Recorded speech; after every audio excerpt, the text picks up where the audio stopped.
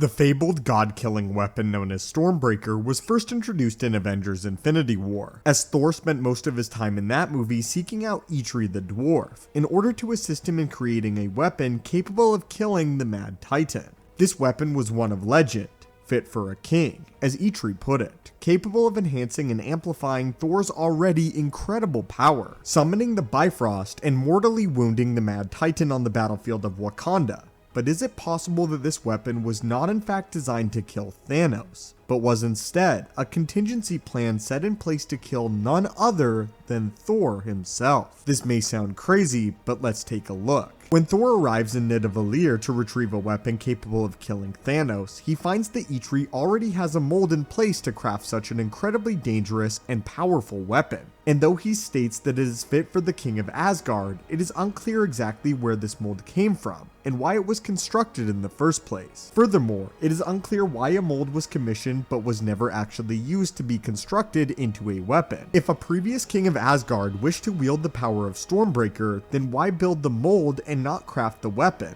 Unless it was meant to be used only as a last resort contingency plan that nobody ever wanted to use. So what could make Thor such a threat that this plan was put into place? And who put this plan into place to begin with? The answer, my friends, is the Allfather himself, Odin Borson. Odin the Allfather has had an illustrious career as an intergalactic warlord, conquering the 9 realms with his eldest daughter by his side, and serving as a fearsome ruler before abandoning his ways of conquest and fear-mongering to instead become a benevolent protector of the 9 realms. This famously enraged Hela, who saw it as her right to dominate and rule any realm she could conquer, leading to her imprisonment by Odin. Her history was then covered up, with her name and story buried deep in Asgard's history, and left untaught by the Allfather and the people of Asgard. For generations, her name was forgotten, and the true history of how the Asgardian Empire was built was covered up. Odin rebuilt the Asgardian image as one of benevolence and peace, teaching prosperity, preaching peace, and seeking an existence where he would never seek out war, but must always be ready for it. Years later, he would father a son who would grow into a powerful warrior and gifted combatant, being groomed to inherit the throne of Asgard and the responsibilities of being king. As he fought, Thor grew into an incredibly arrogant, brash warrior who would seek conflict and glory in order to bask in the glow of his victories. Thor felt no threat could match him, that no battle was too great for him, and that he would grow to become the most powerful warrior in the history of the 9 realms. He sought out conflict with the Frost Giants in the first Thor film, which largely centered around Thor's arrogance and his quest to learn humility.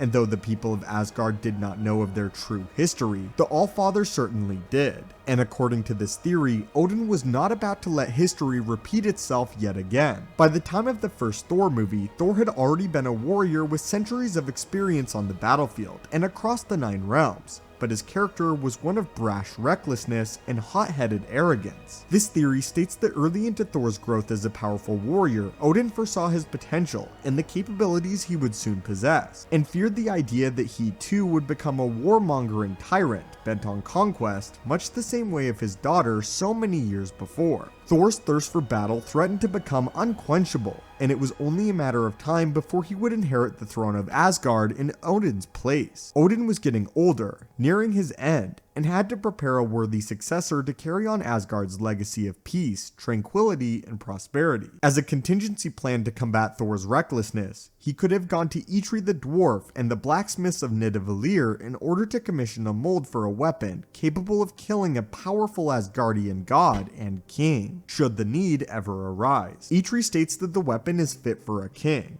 But what if the king in question was not meant to be Thor, but in fact either Odin or the king that would overthrow Thor and take his place? If Odin feared the idea that Thor would take after his sister and become bent on conquest, it makes sense that he would set a contingency plan in place to eliminate his son if he ever threatened the safety and security of the 9 realms. After all, Thor's trajectory seemed to be heading in that direction, seeing as just before his inheritance of the throne of Asgard, he sought out war with the Frost Giants. He spoke brashly and boldly of conquering them and slaying them all, and if he had inherited the throne of Asgard, he would have had the entirety of the Asgardian forces at his beck and call. He would have assumed complete control of the Asgardian military. The soldiers would have been compelled to follow him into battle, and if Odin and Hela were able to begin their conquest from scratch and achieve the greatness they did while starting from nothing, then it makes sense to believe that Odin may shudder in fear at the thought of what someone like Hela could have done with access to an armada of Asgard's size. If a child of Odin who had the capability to reach Hela's level of power had access to the 9 realms and their vast array of weapons and resources,